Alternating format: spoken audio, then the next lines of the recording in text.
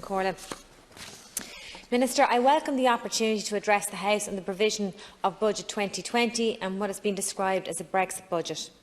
As a representative of the border counties, I am acutely aware of the need for prudence at this time. Nonetheless, it would be remiss of me not to voice my concerns in relation to some of the budget provisions for culture and heritage sectors.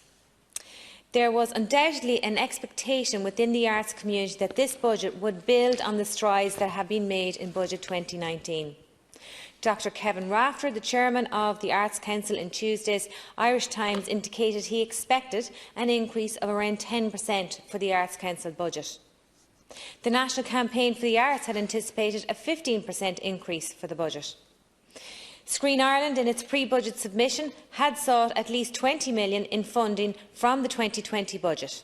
Instead, the allocation of an additional 1 million brought its budget to 17.2 million. The expectations of these organisations is not surprising, given the Taoiseach's commitment in May 2017 to double funding for the arts in 7 short years. That reality and the expectation did not meet. Rather, the increase in funding for the arts and culture sector stands at little over 2%, another commitment by the Taoiseach that will not be delivered. This is a regressive budget for the arts and culture sector. It is a missed opportunity to build on the work that has been done over the recent budgets. It is worth looking specifically at the budget provision made for the Arts Council. There was significant disappointment following Budget 2018. The Chair at that time very publicly expressed her disappointment that a mere additional 3 million had been allocated to the Arts Council budget. This seemed to have got back on track in Budget 2019. Budget 2019 saw an additional 7 million allocated to the Arts Council budget. There was a view within the arts section and community that the Government was finally recognising the important role of arts in our lives and in the life of the nation. This was good work, and this work has been undone in Budget 2020. The Arts Council is the main funding agency for arts and artists in Ireland. It plays a crucial and pivotal role in directing funding. It was established by statute to do this. On an appraisal of the announcements made yesterday, it seems the Arts Council funding was increased by 5 million. This, of course, is not true. 3.75 million of the additional money is actually to cover the financing of matters that were up to now under the remit of the department. Therefore, the increased allocation is actually a mere 1.25 million. This represents an increase of less than 2%. It is not entirely clear in what way the Arts Council role is to be broadened, in inverted commas.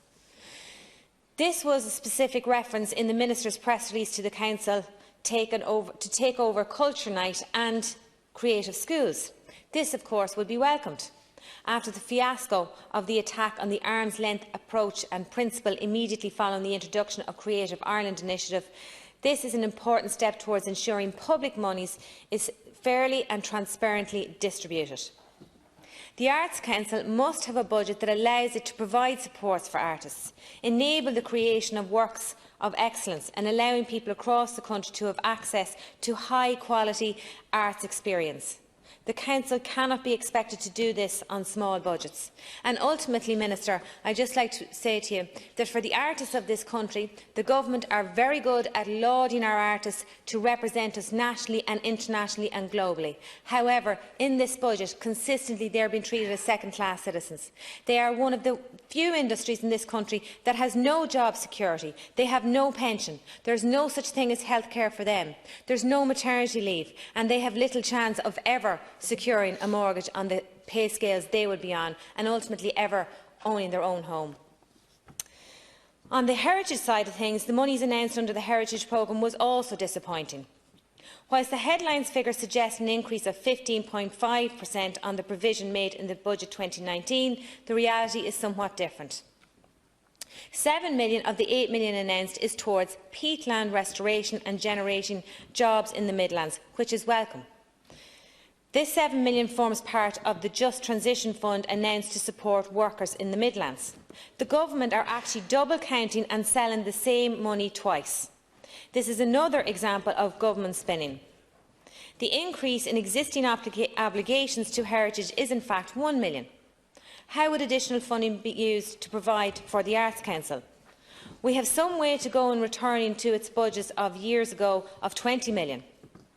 Heritage cannot be allowed to be the preserve of Fáilte Ireland, where investment decisions are driven by visitor numbers. While our natural and built heritage has huge potential from a tourism point of view, it also has very valuable to our communities who guard it. Minister, I am going to conclude because my time has come to an end, but I just want to put two things on the record. I have already asked the Minister, but I am asking you as the Government, and Minister Coyne of course is from Galway. We have seen that Galway 2020 is European Capital of Culture. It is extremely important that this Government makes sure that there is a legacy left behind after that. And I am putting it to you and putting it on the record that I want to see that is actually manifests itself as a physical space where artists can show their work. Time after time we see the Galway International Festival having to move around like nomads in Galway City because they don't have a space. And it would be hugely important that after being the city of culture, the European capital of culture rather, that would be the legacy that this government would make sure that they have a building when they're finished. And finally, the Government and the Minister has her creative schools, and I want to put it on the record that it's hugely important to look at what's happening in Cavan, Monaghan ETB. They have a local arts and education partnership which was one of the first, I won't say the first, but one of the first, and a real model of excellence in how to deliver arts education. And I would encourage you and the Minister for Culture to engage with CMETB to see how it's done, and it is something that this Government really should consider rolling out across the 16 ETBs across the country. Gurmila Maigath.